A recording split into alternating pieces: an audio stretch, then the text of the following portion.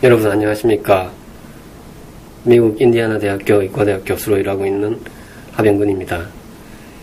오늘 이 강연에서 제가 말씀드릴 내용은 지난 2010년 12월에 출간된 비타민C 항암의 비밀에 실린 내용을 토대로 비타민C의 여러 작용과 비타민C 항암 작용의 내용들을 말씀드리고자 합니다.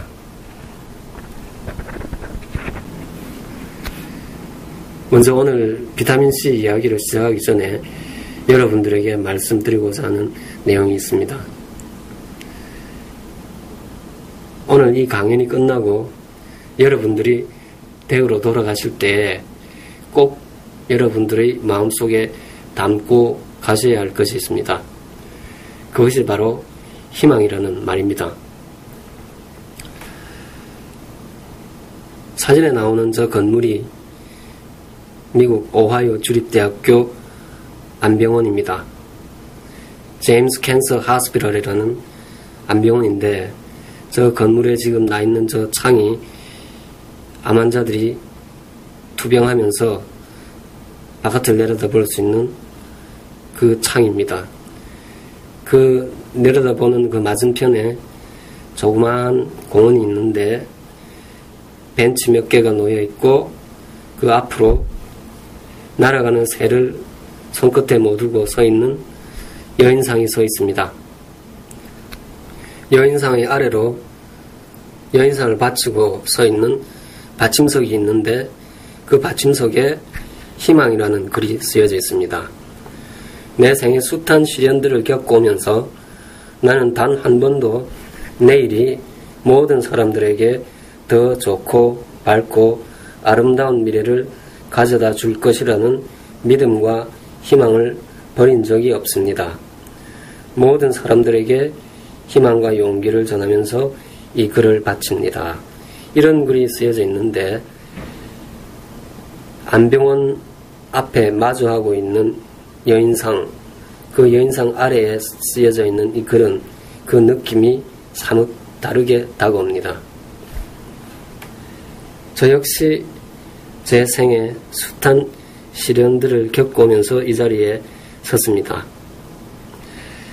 서양의학이 더 이상 아무것도 해줄 것이 없다. 좋게 할 약이 없다. 이러한 이야기들을 들으면서 의학을 공부했습니다. 그리고 거기에서 희망을 찾았습니다. 어떠한 특정한 치료법을 찾았다.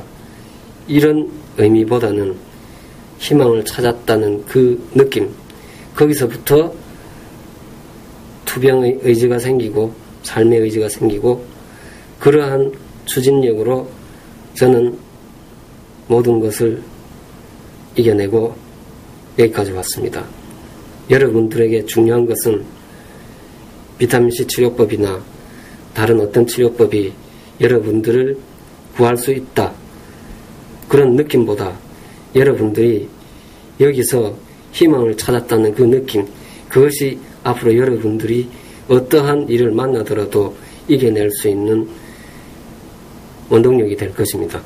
그래서 오늘 이 강연을 비타민C 치료법 거기에 국한돼서 듣지 마시고 세상에는 우리가 알지 못하는 치료법이 이렇게 살아있다는 사실을 명심하시고 절대 포기하지 마시고 희망을 가지고 투병하시고 그리고 이겨내십시오.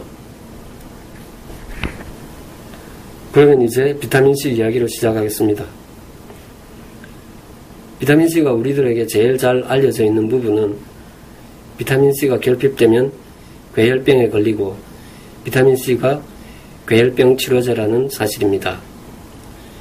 괴혈병은 그 치료법이 발견되기 전까지는 지금의 암질환보다도 더 무서운 그러한 질병이었습니다. 전 인류를 위협하던 이러한 괴혈병으로부터 세상이 자유로워지기 시작한 계기는 1747년 영국 해군 군의관인 제임스 린드에 의해 시행된 비타민C 임상 실험으로부터였습니다. 제임스 린드는 12명의 괴혈병 환자를 2사람씩 6그룹으로 나누어서 6일간 치료했습니다. 첫 번째 그룹에서는 사과 주스를 주고, 두 번째 그룹은 황산희석액, 세 번째 그룹은 식초, 네 번째 그룹은 바닷물, 다섯 번째 그룹은 오렌지 2개와 레몬 하나를 주고, 여섯 번째 그룹은 마늘과 겨자씨를 비롯한 여러가지 물질들을 함유한 의약 페이스트를 주었는데, 오렌지 2개와 레몬 하나를 준 괴혈병 환자가 괴혈병으로부터 회복되는 모습을 지켜보고 제임스 린드는 이 사실을 보고하게 됩니다. 그런데 주류의학은 제임스 린드의 이 임상실험의 결과를 받아들이지 않습니다. 1746년과 1747년에 영국에서는 괴혈병이 창궐했습니다. 이것이 제임스 린드가 1747년 괴혈병 임상실험을 하게 되는 계기가 되는데, 제임스 린드는 이 임상실험을 보고하고 그 보고서를 1753년에 발간합니다. 주류의학은 이러한 제임스 린드의 괴혈병 보고서마저 묵살합니다. 이러한 주류의학의 독마가 난 배를 한번 살펴봅시다. 영국 해군은 그 당시 막강한 군사력을 보유한 무적 함대였습니다. 1780년에 영국 해군의 사상자를 한번 살펴봅시다. 함대에 승선한 영국 해군이 총 12,000명이었습니다. 이 중에서 사망자가 1,600명이 나왔는데, 이 중에서 전쟁으로 인한 전사자는 60명밖에 없었습니다. 나머지 1,540명이 괴혈병으로 세상을 떠나게 되는데, 아이러니하게도 이미 이 시기에 괴혈병 치료제가 제임스 린드에 의해 보고되었는데, 주류의학이 이를 묵살하면서 이 애꿎은 병사들이 세상을 떠난 것입니다. 전쟁 한번 하지 않고 이 많은 병사들이 목숨을 잃었습니다.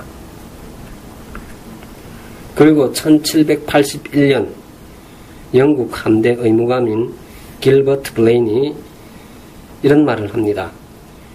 괴혈병은 채소와 과일, 그 중에서도 특히 레몬이나 라임으로 예외 없이 예방하거나 완치될 수 있을 것이다. 길버트 블레인은 영국 웨일즈 왕성가의 주치의였습니다. 그러니까 주류의학을 움직일 수 있는 위치에 있는 사람이었습니다. 이 길버트 블레인이 제임스 린드의 임상실험 결과를 보고 이것을 공식 제기하면서 영국이 귀를 기울이게 됩니다. 그래서 1795년 영국 해군에 레몬주스가 보급되게 됩니다. 1747년에 제임스 린드가 임상실험으로 괴혈병 치유를 보여준 지 반세기가 지난 후에 비로소 이 제임스 린드의 결과가 정론으로 받아들여집니다. 이때는 제임스 린드가 이미 세상을 떠난 지 2년 후였습니다. 그러니까 반세기에 걸쳐서 주류의학은 그 도그마로부터 헤어나지 못하고 그 임상실험을 해서 그 치료법을 보여준 사람이 세상을 떠날 때까지도 받아들이지 않다가 이제 주류의학을 좌지우지하는 사람의 한마디에 그 내용을 다시 살펴보고 받아들이게 됩니다. 반세기 동안 괴혈병 치료약을 두고도 치료할 수 없는 난치병이 되는 아이러니를 낳았습니다. 1970년대 미국의 비타민C 운동을 불러일으켰던 장군인이 라이너스 펄링입니다. 라이너스 펄링은 노벨 화학상과 노벨 평화상을 받았던 시대의 석학입니다. 이 라이너스 폴링을 비타민C 세계로 인도한 사람이 있는데 그가 바로 어윈 스톤입니다. 어윈 스톤은 이런 말을 했습니다. 고정관념의 타성과 도그마를 넘어서기 위해서는 논리와 명백한 증거 위에 더한 그 무엇이 있어야 한다. 지금 앞으로 이야기해 드릴 비타민C 이야기들이 주류 의학에 받아들여지지 않는 이유는 과학적 증거가 없어서도 아니고 의학적 증거가 없어서도 아닙니다. 그 증거 위에 더한 그 무엇, 그것이 없기 때문에 아직도 비타민C 치료법이 환자들에게 전해지지 않고 이렇게 변두리에서 서성거리고 있는 것입니다. 이를 넘어서기 위해서는 여러분들의 소리가 세상을 울려야 합니다. 인류를 위협하던 괴혈병으로부터 인류가 구원을 받게 된 계기가 단 2사람을 치유한 임상예였습니다. 지금 이러한 임상실험을 주류의학에 이야기한다면 주류의학은 그 결과를 애닉도털하다, 일화성이다 라고 이야기하면서 받아들이지 않을 것입니다.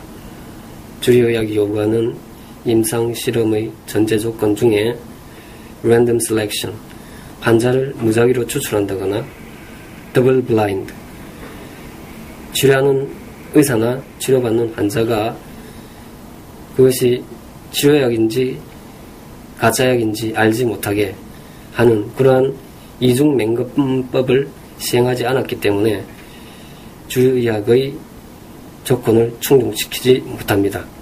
그래서 이 임상 결과는 받아들여지지 않을 것이 불을 보듯 훤합니다. 예전에도 오렌지와 레몬이 괴혈병 치료제라는 사실이 받아들여지는데 50년이 걸렸습니다. 비타민C 항암의 비밀에 적힌 비타민C가 항암제라는 이야기는 이미 반세기 이전부터 줄기차게 제기되어져 왔던 이야기들입니다. 사진의 왼쪽에서 두 번째가 라이너스 폴링입니다. 그리고 그 오른쪽이 어윈 스톤입니다.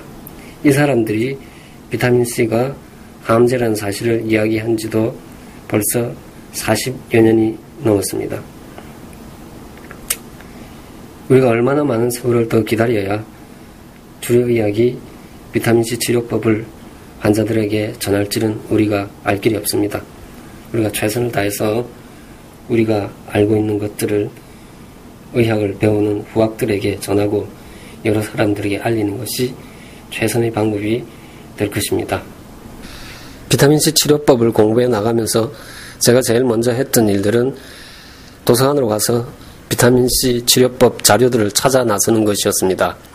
지금의 의학 서적이나 의학 교과서에 이러한 비타민C 치료법이 소개되고 있지 않기 때문에 반세기 전에 그 의학들로 제가 돌아가서 그 치료법들을 살폈습니다.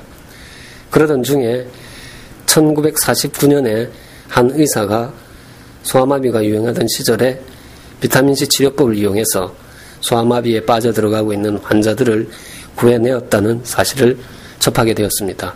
그래서 그 저널을 찾아 나섰는데 그렇게 찾은 저널의 뒷표지 전면 광고를 보고 깜짝 놀랐습니다. 환자들을 대상으로, 환자가 아니죠. 그러니까 일반인들을 대상으로 카멜 담배를 한 달 동안 피게 했을 때 그 목 안에 아무런 자극 증상이 나타나지 않는다. 그래서 카멜 담배가 안전하다. 이러한 취지로 의학 임상 실험이 소개되고 있었는데 그 결과를 토대로 많은 의사들이 카멜 담배를 핀다. 이런 광고가 있었습니다. 이 광고를 보면서 반세기 후에 후학들이 지금의 의학의 모습을 바라보았을 때 우리가 지금 이러한 광고를 보았을 때 받아들이는 충격, 그러한 충격으로 전해질 의학의 모습들이 지금 우리들이 환자들에게 시술한 의학의 있지는 않을지 그것을 한번 고민해 보아야겠다는 생각을 했습니다. 우리는 반세기 전의 의학의 모습을 기억하고 있지 못합니다. 사람들에게 카멜 담배가 안전하다고 얘기했던 의학의 모습도 기억하지 못하고 있고, 비타민C 치료법으로 소아마비에 빠져드는 환자들을 구해내었다는 사실도 기억하지 못합니다. 이러한 단절 속에 우리는 많은 것을 잃었습니다.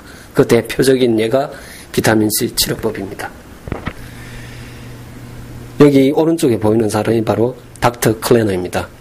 닥터 클래너는 1949년에 발표된 소아마비 논문과 더불어서 여러 바이러스 질환에 비타민C가 유용하게 쓰일 수 있다는 사실을 세상에 알렸습니다. 닥터 클래너는 바이러스 질환을 비롯한 여러 질환에 비타민C가 강력한 치료제라는 사실을 세상에 알린 사람입니다.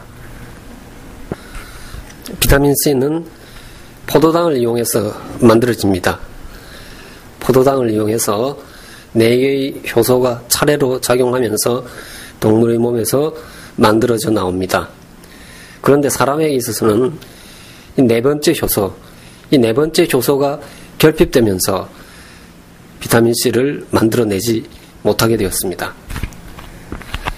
그렇다면 동물들은 하루에 얼마나 많은 비타민C를 만들어낼까요? 이를 살펴보기 위해서 먼저 체중 70kg인 사람으로 환산했을 때 얼마나 만들어내는지 한번 살펴봅시다.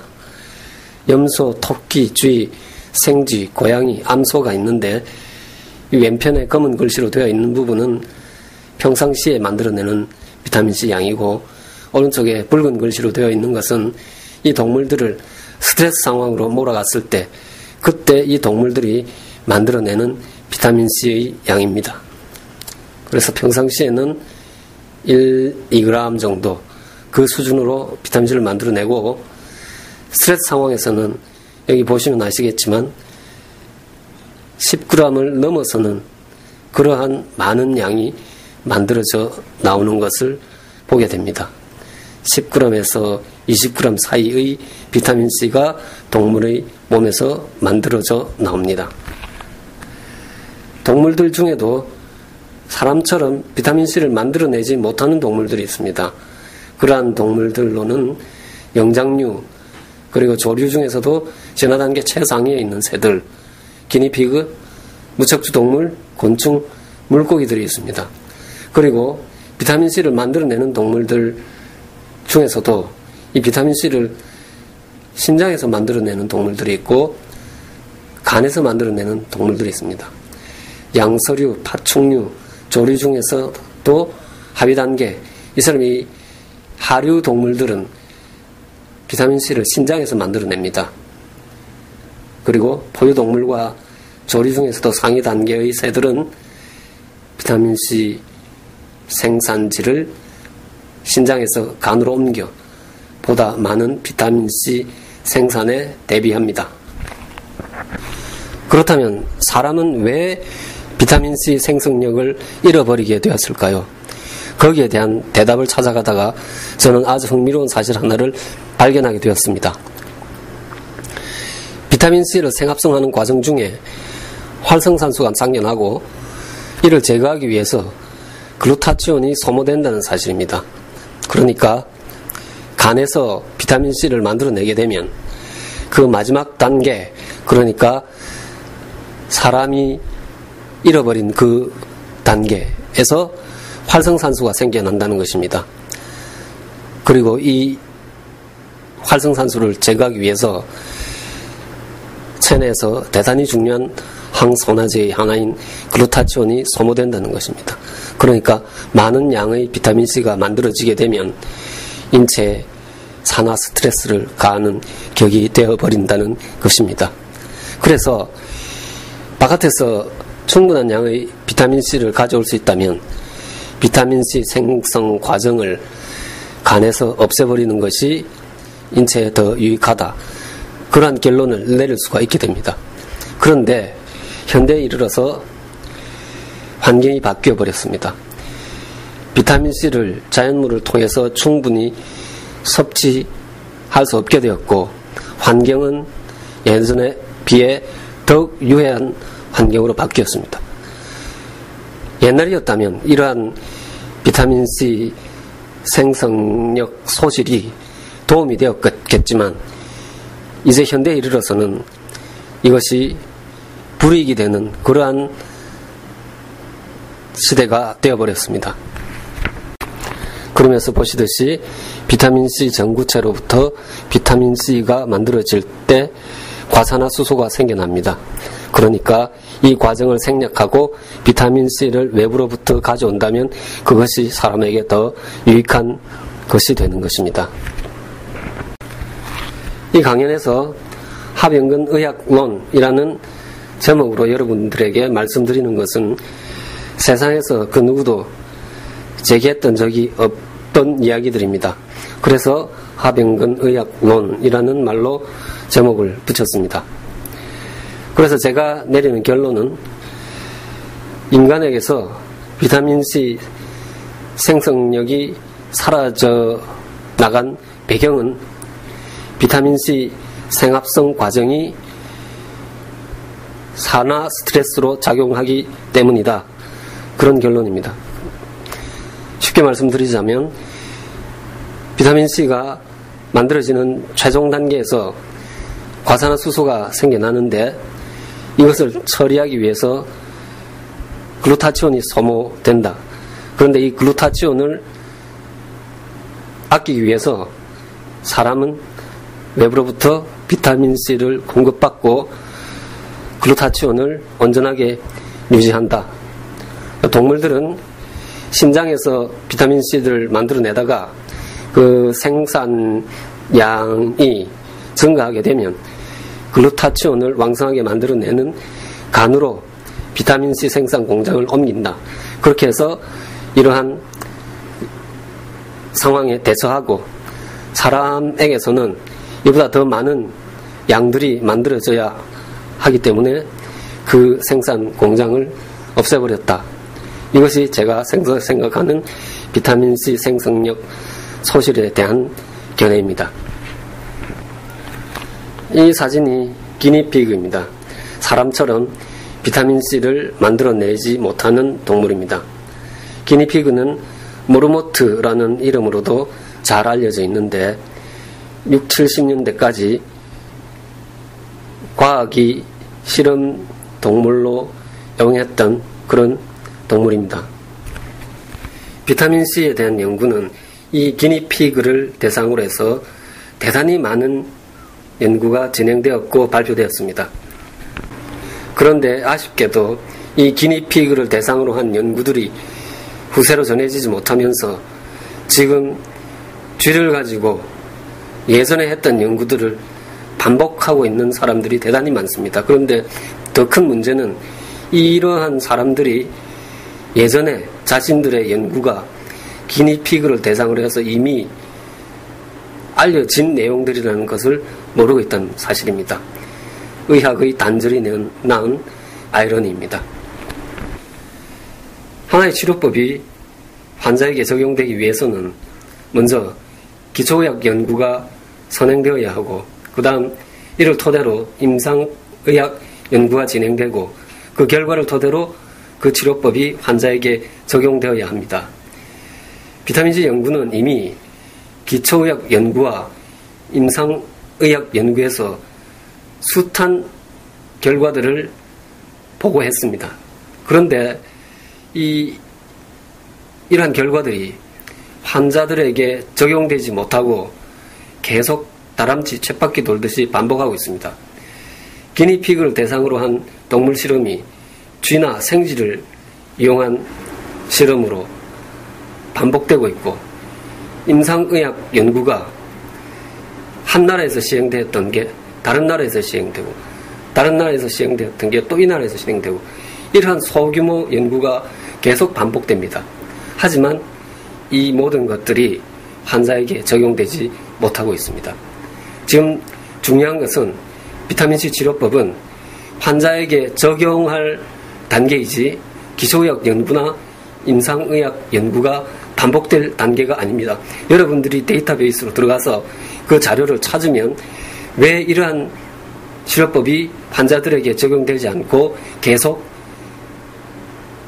기초의학 연구와 임상의학 연구가 반복되고 있느냐, 그런 의문을 가지게 됩니다. 단 하나 모자라는 것은 대규모 임상 실험입니다. 그러한 실험을 이끌기 위해서는 자본이 필요합니다. 그런데 비타민C 치료법 연구에 그러한 자본을 만들어줄 사람은 세상에 아무도 없습니다. 그래서 비타민C 치료법은 사람에서 사람으로 전해져야 됩니다.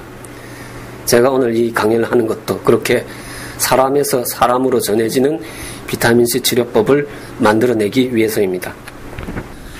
비타민C 용량 개념으로는 여러 가지가 있는데 그 중에서 제일 대표적인 것 몇 가지를 먼저 말씀드리겠습니다. 먼저 1일 권장량입니다. 비타민C 1일 권장량은 세계 대전에 나섰던 군인들이 비타민C 결핍증인 괴혈병에 걸리지 않으려면 하루 얼마만큼의 비타민C를 섭취해야 하는가, 거기에 포커스를 맞추어서 만들어졌던 용량 개념이었습니다. 오랜 시간을 하루 60mg으로 고정되어 있다가 최근에 항산화제 개념이 도입되면서 남자는 하루 90mg, 여자는 하루 75mg으로 책정되어 있습니다. 1일 권장량은 이렇게 책정했지만 많은 사람들이 이보다는 훨씬 많은 양의 비타민C를 섭취하고 있다는 사실에 직면한 주류의학은 여기에 또 하나의 용량 개념 하나를 만들어냅니다. 그것이 바로 1일 상한 섭취량이라는 개념입니다.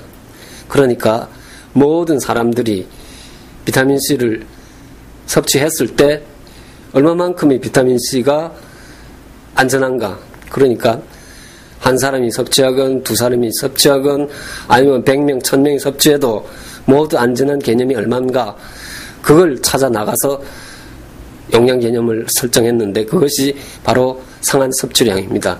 이 상한 섭취량을 남자, 여자 모두 하루 2g으로 설정해 두고 있습니다. 미국도 2g으로 설정해 있고 우리나라 식약청도 이를 받아들여서 하루 2g을 비타민C 1일 상한 섭취량으로 설정했습니다. 비타민C 1일 권장량은 전 세계적으로 하루 60mg에서 100mg 수준에 머물러 있습니다. 괴혈병 예방이라는 그러한 비타민C 용량 개념에서 출발했기 때문에 항산화제의 개념이 도입되었다고는 하지만 이러한 용량으로 비타민C의 항산화 작용을 많이 바란다는 것은 무리입니다. 괴혈병 예방이라면 하루 10mg으로도 충분한 그러한 용량입니다. 그리고 이러한 1일 권장량 설정에 있어서의 또 하나의 문제점은 사람과 사람 사이의 차이를 인정하지 않았다는 것입니다.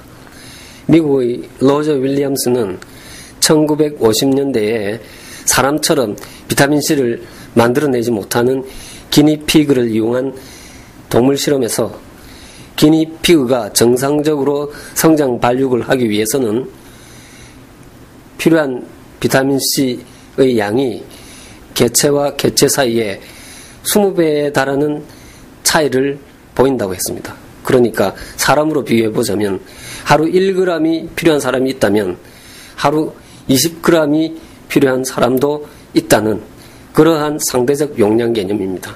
하지만 서양의학에서 이러한 상대적인 용량 개념을 찾아볼 수가 없습니다. 그리고 이러한 1일 권장량 설정은 건강한 성인들을 대상으로 했다는 것입니다. 그래서 어떠한 질병에 도움을 준다거나 질병의 치료를 위해 사용되는 그러한 치료약의 개념은 전혀 없다는 것입니다.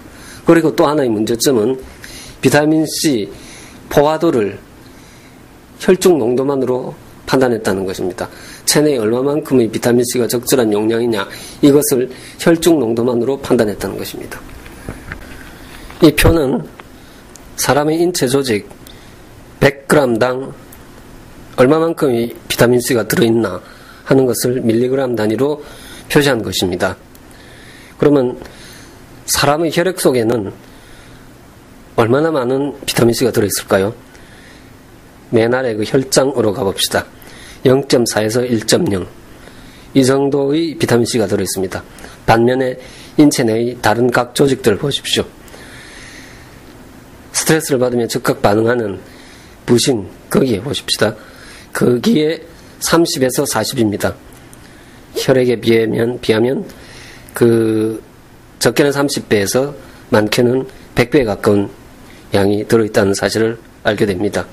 그리고 뇌하수체, 간, 뇌, 췌장, 수정체 모두 혈액 내와는 비교할 수 없을 만큼의 많은 양이 비타민C가 들어있습니다.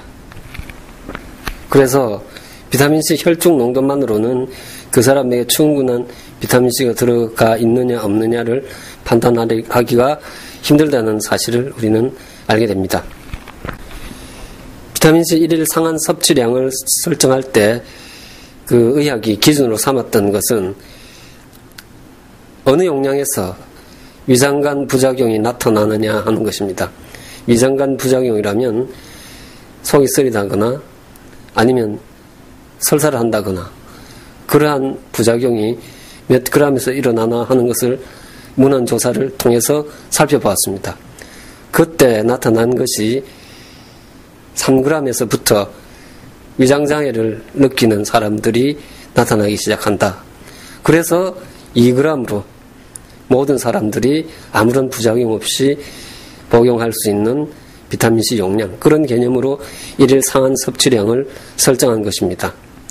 하지만은 부작용이, 그러니까 위장관계에 부작용이 없는 사람들에게는 의미 없는 수치라고 할 수가 있습니다. 주류 의학이 이러한 방법을 택할 수밖에 없었던 것은 아무리 찾으려 해도 비타민C를 메가도스로 복용했을 때 나타나는 부작용들을 찾아낼 수가 없었기 때문입니다. 그만큼 비타민C는 안전한 물질입니다.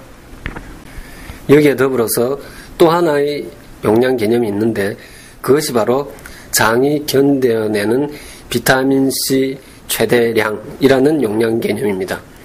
닥터 캐스카트라는 미국의 한 의사가 만들어낸 이 용량 개념은 한 사람에게 필요한 비타민C의 최대량은 그 사람이 설사를 일으키기 직전의 용량이다 하는 이러한 개념입니다.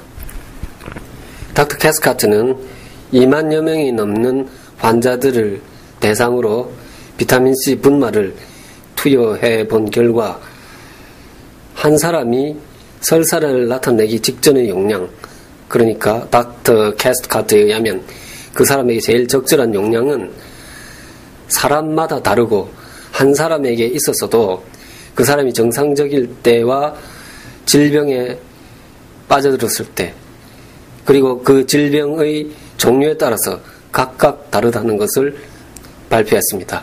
그 도표가 바로 여기에 나와 있는 이 도표입니다. 도표에 나와 있듯이 정상적일 때는 하루 4g에서 15g 정도를 하루 4회에서 6회 정도 분산 투여했을 때 아무런 부작용이 일어나지 않았다 하는 것입니다. 그리고 약한 감기, 심한 감기, 독감 여러 질환에서 보듯이 감기를 예로 들어 보겠습니다. 하루 30g에서 60g, 감기가 심할 때는 60g에서 100g 이상을 10여 차례에 걸쳐서 분산 투여했습니다. 바이러스성 간염을 봅시다. 거기 보면은 하루에 투여한 비타민C 분말의 양이 30g에서 100g까지 나타납니다. 그리고 안주란에서도 15g에서 100g이라고 나와 있습니다.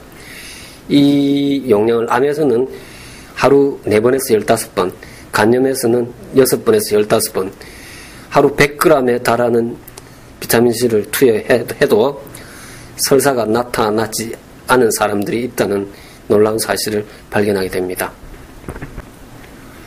이 도표는 닥터 캐스카트가 발표한 비타민C 투여 시의 증상 완화 도표입니다. 가로변이 비타민C 1일 경구 투여 용량이고 세로변이 증상입니다. 증상이 어떻게 소실되나를 관찰했을 때 이 증상들이 여러가지 질환들로 한 증상들이 소실되는 곳은 비타민C가 설사를 나타내는 용량에 거의 근접했을 때, 거의 90% 수준에 도달했을 때 그 증상 완화가 이루어진다는 그런 사실을 나타낸 도표입니다. 검은 선으로 직선으로 가다가 아래로 내려가는 그것이 증상입니다. 그 증상이 나타나는, 증상 소실이 나타나는 시점은 그 전보다 조금만 더 위로 올라가면 다이아리아 해서 설사가 나타나는 곡선이 위로 올라가 있지요. 그 검은 선이 아래로 내려오는 검은 선이 증상이 내려가서 소실되는 그 부분인 그 점입니다. 그거보다 조금 위에 붉은 선이 위로 올라가고 있죠. 그러니까 비타민C를 투여했을 때, 적은 용량을 투여했을 때는 아무런 증상의 해소가 없다가 설사를 일으키는 그 용량이 거의 근접해 갔을 때, 90% 수준에 도달했을 때 증상이 갑자기 그렇게 소실되는 것을 볼 수가 있습니다. 이처럼 비타민C로 어떤 질병 치료에 도움을 받으려면 충분한 양의 비타민C가 들어가야 한다는 것입니다. 그래서 비타민C 메가도스의 중요성이 이 도표를 통해서도 잘 나타난다고 할 수 있습니다. 비타민C 부작용으로는 부적절한 용법으로 인한 위장관 부작용이 거의 전부입니다. 이러한 부작용은 복용 방법과 용량을 잘 조절해주면 나타나지 않습니다. 비타민C 치유력이 잘 나타난 질환들을 들어보자면 첫째 간염을 들어볼 수가 있습니다. 닥터 카스카트는 간염은 비타민C가 치료할 수 있는 아주 쉬운 질병 중에 하나라는 표현을 했습니다. 그처럼 바이러스성 간염은 비타민C로 쉽게 도움을 받을 수 있습니다. 그리고 암, 그리고 헬리코박터 감염을 동반한 위염, 당뇨병, 관절염, 호흡기 질환, 심혈관계 질환, 이에 더불어서 여기에 나열하기 힘들 정도의 수많은 질환들이 비타민C로부터 도움을 받을 수가 있습니다. 하지만 오늘은 이 중에서도 암질환